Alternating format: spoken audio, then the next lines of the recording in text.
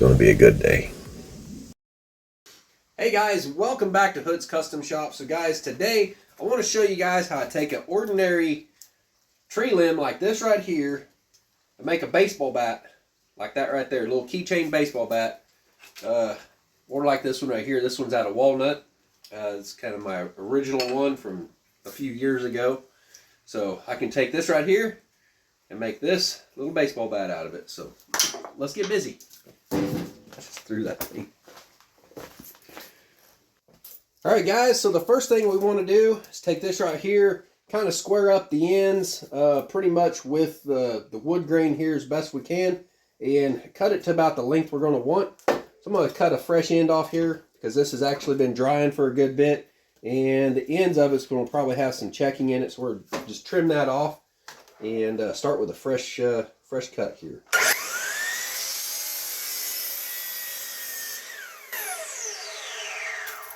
Careful. We don't have the guard on this anymore because it kind of fell off. So yeah, but a saw like this right here, be very, very careful around it. Years ago, I actually cut my finger right here on a saw like this. I cut through a 2x4. I picked up the piece I wanted. The guard was off of it, much like this right here. And I took off walking, and my hand made contact with a blade that was still turning.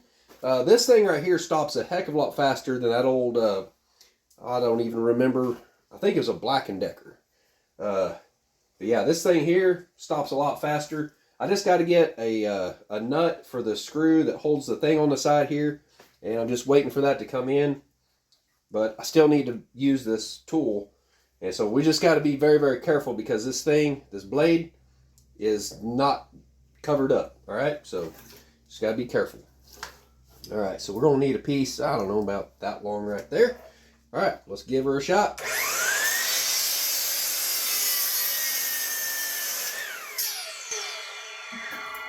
All right, blade stop. Here's our chunk. Let's go put it on the lathe. All right, guys, now we're over here on the lathe, and I need to take my safety center out.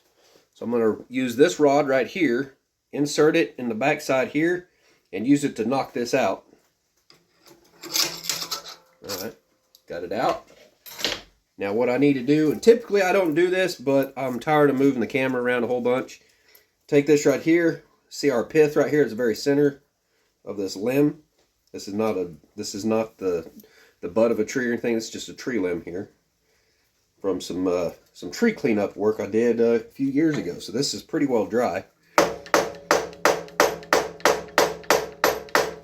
Hammer that in, so we got a nice little ring right there. This is called a safety center. All right, put that in here in the headstock. Now the reason they call this a safety center is because it's not a spur drive. A spur drive center looks like this right here. Okay, now the problem with these is this goes in here, right? This is what drives it. If you have a tool catch, and what happens then is this piece of wood is going to stop moving, but the machine's going to try to keep going. And what's typically going to happen, this thing right here is going to throw this piece of wood off at you. Kind of dangerous. So if you got a safety center like this, there's no spur on it. And if you have a catch, this piece of wood can stop. This right here keeps moving, and it doesn't, you know, that doesn't have those little teeth on there that catch and, you know, blow the piece of wood apart on you. And, you know, makes it dangerous. All right. This right here, on this end, this is a live center, okay? That means it has a bearing in it. The live center has a bearing in it. We got another one right here. I can show you up close. See that right there? It just spins around. That's a live center. Goes on the tailstock. I don't know if I actually have one. Well, I do around here somewhere, but it's actually in a box. But anyways, they have ones that do not have a bearing, and those ain't very nice because, you know, then the friction is in between the center and the wood, and that heats up the wood, of course, and burns it, you know, scars it up or whatever, and eventually it can get loose and wobbly on you and fly off there. So it's not very nice to have on there. So anyways, we're gonna have to loosen up our tailstock here, back that up, put our piece of wood. We're going to be turning with the center of the pith. So we're going to line up our tailstock live center as best we can with the pith. Poke that point into it. Tighten down the tailstock. And then run it in a little bit. Tighten that up. Alright. I'm going to have to turn this thing down. We got to turn it on to turn it down. So, alright. Spun her up. Snug it down while it's on. Alright. Bring our tool rest up here. We want to get it pretty close, but not so close that it's going to hit. So we got to rotate this around and make sure we've got enough clearance there. I try to get my tool rest pretty well perpendicular with the centers. Alright, now we're going to get our little carbide cutting tool right here, and we're going to turn this on a low speed, and we're going to make it round. Then we'll probably speed it up. Once we have it round and balanced, we'll speed it up, and we'll start taking it down to the diameter that we need, just a little bit at a time. So here we go.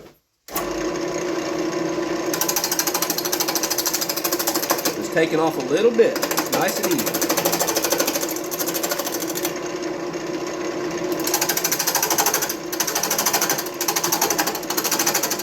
See, if you do this right here and have a catch, see how it stopped? It didn't blow up and shoot it at me. Tighten that up a little bit.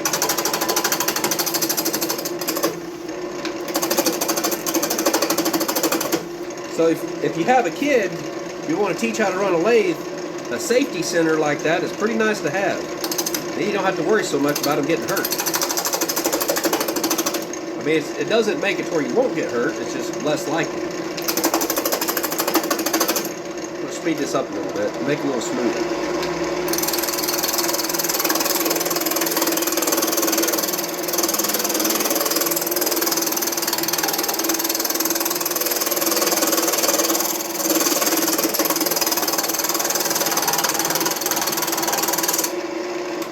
Off and let you see what that looks like. See, we're just taking off on one side right now. Trying to get it round. We'll eventually get that bark off there. You can use this one right here and be a little more aggressive with it. Let's try that out. We'll speed it up a little bit more. Make sure our tailstock's tightened down. There we go.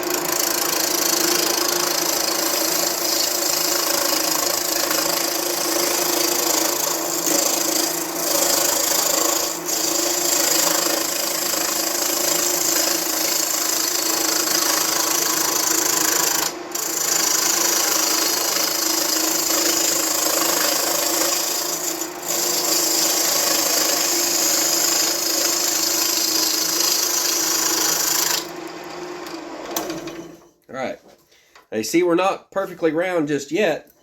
Another way you can tell without turning that off is put this part of your tool on top of that, and if it's bouncing, it ain't round yet. Not too bad.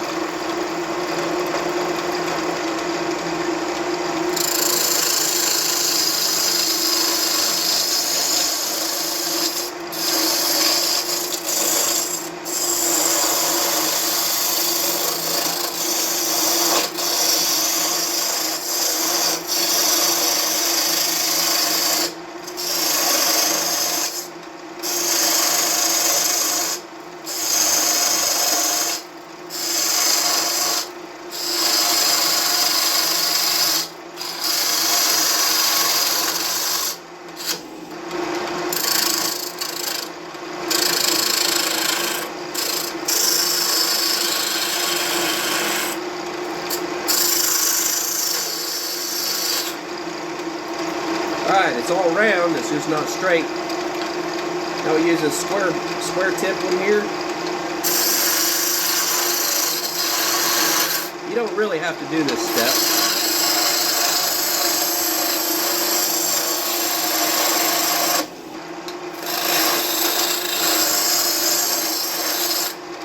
One thing I usually do is I'll come in here and bring this tool rest in. Now you're supposed to turn the machine off before you do that. I don't always do everything the way you're supposed to. Come in here, paring it down.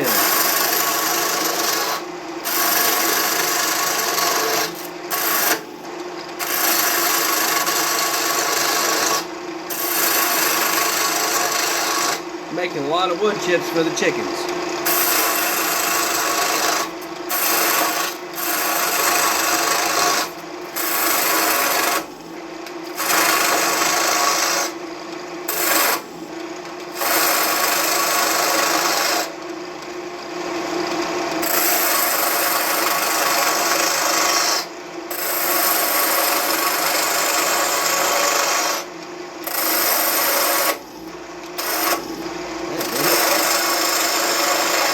Getting a little bit aggressive with it.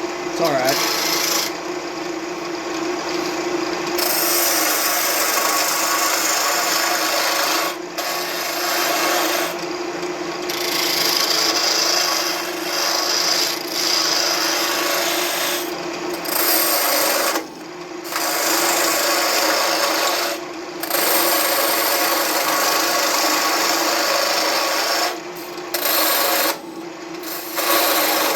A little too much here.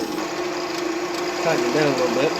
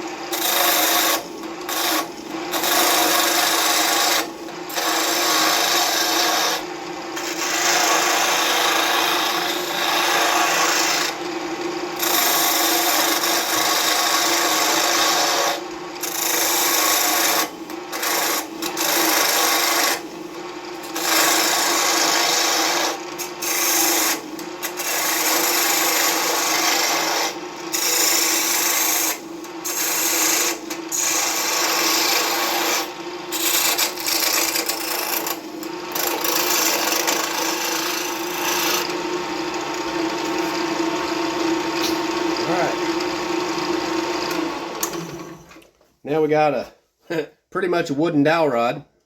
We're gonna move this in a bit closer now, so we don't have a whole lot of overhang. You know, the tool sticking out there over the tool rest. Now what we want to do, we'll come in here, we'll mark out with this little pointed tool here our length. So basically you just come in here and decide, yeah, we got a couple of little knots right in there, so we're going to go right below that, I think. Mark out. There's the top.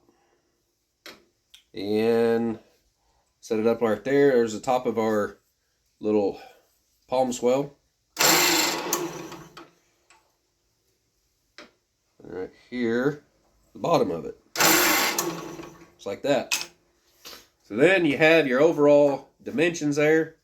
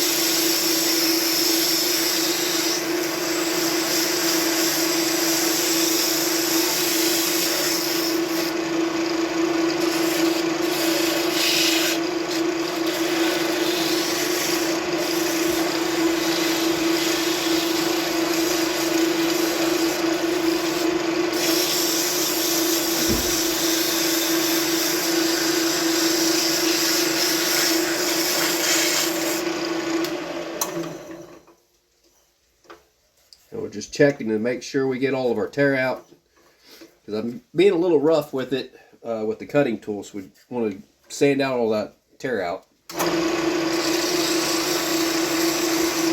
Always make sure you leave a little extra meat on there if you're not that great at turning.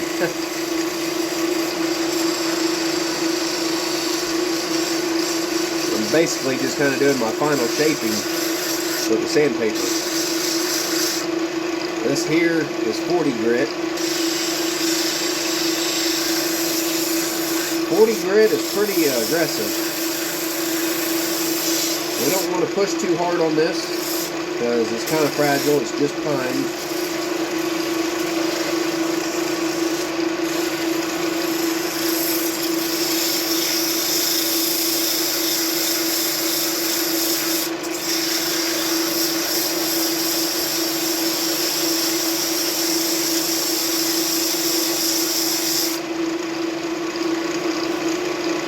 We'll step up to 80 grit. This is some used 80 grit, and since it's used, it's going to be a little easier on it. It'll smooth it up quite a bit.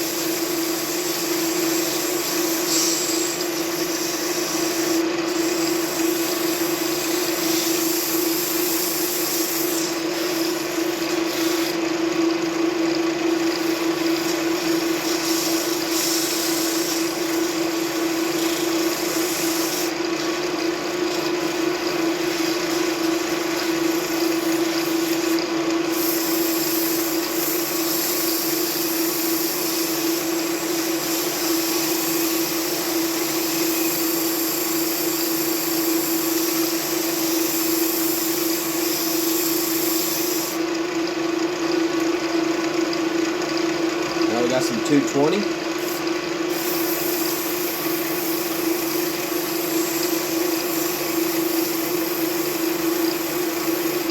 To hold it to where it's letting that sawdust or sanding dust wrap up around there, and it helps smooth it even more.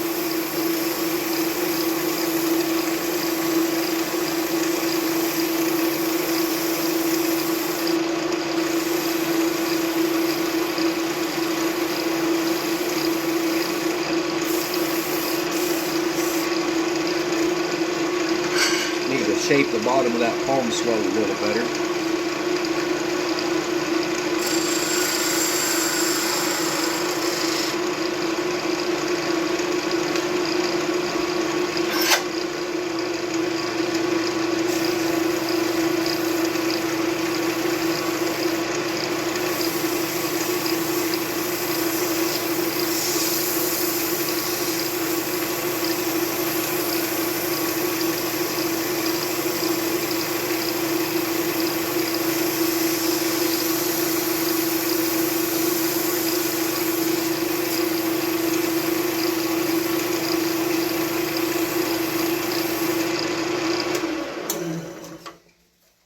Alright,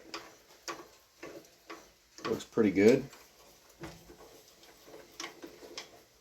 Take it off. Let's take it over to the bandsaw, cut off our excess, and use the belt sander to bring it on down to a finished product. Alright guys, we'll cut this off here.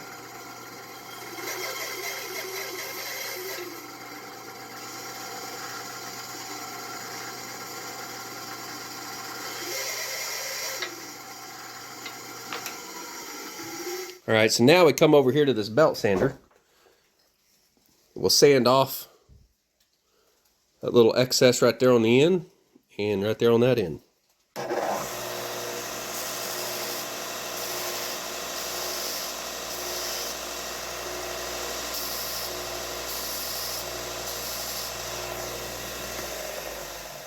Alright guys, there you go. I've got 5, right? 1, 2, 3, 4, 5. 5 of these turned out today so far. I'm pretty happy with them. You know, I think they look pretty cool. Now we could probably make these for you guys. I really don't know on the price, right? I would like to sell them for about $10, but with shipping and everything, and if we personalize them, yeah, I probably would need to charge about $20 if it's personalized. If I just, you know, one like this right here that I don't put any finish on it. Just as is, like that right there, no paracord on it or anything like that, just plain old baseball bat. Probably $10, right? And I could ship them out like that, and it probably wouldn't cost me too much for shipping. Now, if we personalize them and we put a paracord thing on there for a key loop or whatever, a keychain loop, I'm thinking probably $20, right? You know, it is what it is. It takes a good amount of time and everything to make these, and if we have to personalize it, you know, there's probably a couple of hours spent just printing out your name or whatever in whatever font that you want and all that kind of stuff. And then my wife spending the time to hand wood burn that on there. So I'm thinking probably if we personalize them, we're looking at probably like $20, free shipping. Yeah, we ain't gonna charge extra for shipping or nothing. That's kind of built into the price, but I've got 5 of them so far. This one right here, yeah, I wouldn't send that one out. It's got some tear out on it. It's not very good. The rest of these are pretty good, and we could personalize them or whatever. You guys can have them for little baseball bats, for whatever. Maybe you're doing a little arts and crafts thing or something. I don't know. If you need a couple of them, we probably would sell you a couple of these, you know, a match pair or whatever, because they're not always exactly the same. A little different length or different diameter. I don't try to get too particular on the sizes unless you're going to order like 2 of them for a specific project. And you might tell me, you know, how long you want it, you know, that sort of thing, and kind of the diameter and everything. And I could probably work with you on that. Because if you want to, you know, X them like that on a little sign, or, you know, you might be making a little shadow box type thing or something, and you just need some little baseball bats made, shoot me an email at davidmehood@gmail.com, and I'll see what I can do for you. This winter, you know, that's kind of when I start getting a little more time to spend in the wood shop here. Just the urn over here, that project's winding down. Still got to finish some shooting on the end of that video there and cut a little piece of plexiglass for it, and I think it'll be done. So getting that project done, I might be able to start making a few things for some people. I don't know about making a yarn bowl just yet. I had a person that watches my channel ask about that, and it's a little bit much for this lathe right here to make a very big size bowl or something. Bowls they're a whole nother bear.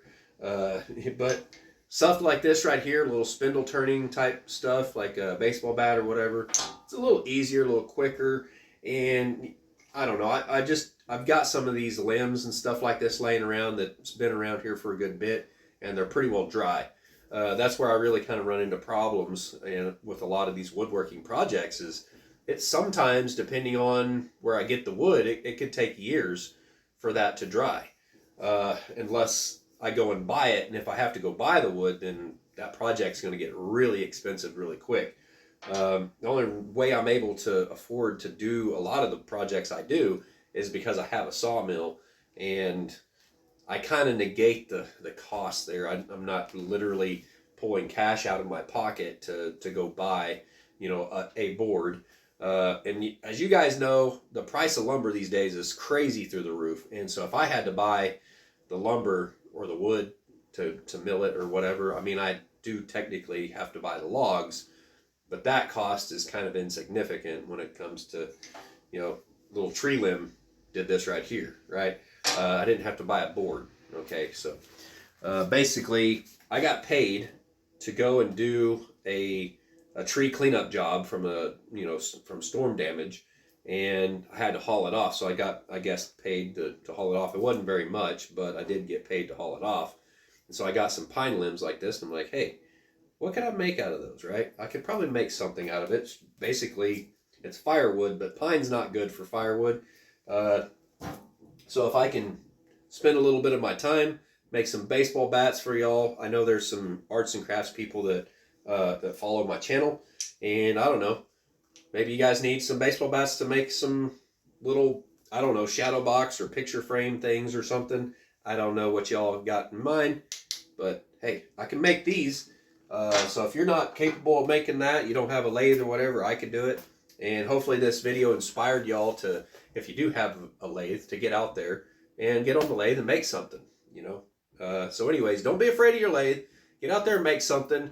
We'll see you guys on the next one. Thanks for watching. Bye.